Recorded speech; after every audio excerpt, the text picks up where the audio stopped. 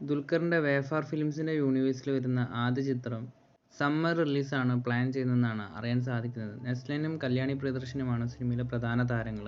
ദുൽഖർ സൽമാനും ടൊവിനോ തോമസും ഈ ഒരു സിനിമയിൽ ക്യാമിയോ റോൾ ചെയ്തിട്ടുണ്ടെന്നാണ് റിപ്പോർട്ടുകൾ വരുന്നത്. വേഫാർ ഫിലിംസിൻ്റെ 6 പാർട്ടിൽ ഒരുങ്ങുന്ന ഒരു വമ്പൻ യൂണിവേഴ്സ് തന്നെയാണ് വരാൻ പോകുന്നത്. ആട്ടം സിനിമയുടെ ഡയറക്ടറായ ആനന്ദ് മമ്മൂക്കയുടെ ഒരു കഥ നരേറ്റ് ചെയ്തെന്നാണ് അറിയാൻ സാധിക്കുന്നത്. കിങ് ഓഫ് കൊത്ത എന്ന സിനിമയ്ക്ക് ശേഷം അഭിലാഷ് ജോഷി തിരക്കഥ എഴുതി സംവിധാനം ചെയ്യുന്ന പുതിയൊരു സിനിമ വരാൻ പോകുന്നു. സിനിമയുടെ ഡിസ്കഷനും സ്ക്രിപ്റ്റിംഗും ഒക്കെ നടന്നുകൊണ്ടിരിക്കുകയാണെന്നാണ് അറിയാൻ സാധിക്കുന്നത്.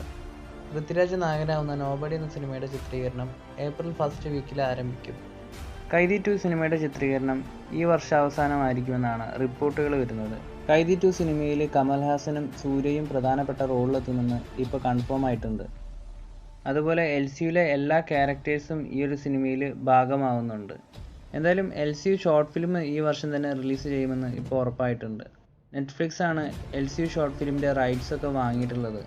നെറ്റ്ഫ്ലിക്സ് എല്ലാ വർഷവും അവരുടെ വരാൻ പോകുന്ന സിനിമകളുടെയും സീരീസുകളുടെയൊക്കെ ഒരു വലിയ ഇവൻറ്റ് പ്ലാൻ ചെയ്യാറുണ്ടല്ലോ. അപ്പോൾ ആ ഒരു ഇവൻറ്റിലായിരിക്കും LCU ഷോർട്ട് ഫിലിമിൻ്റെ റിലീസൊക്കെ ഔദ്യോഗികമായിട്ട് പുറത്തുവിടുന്നതെന്നാണ് തോന്നുന്നത്.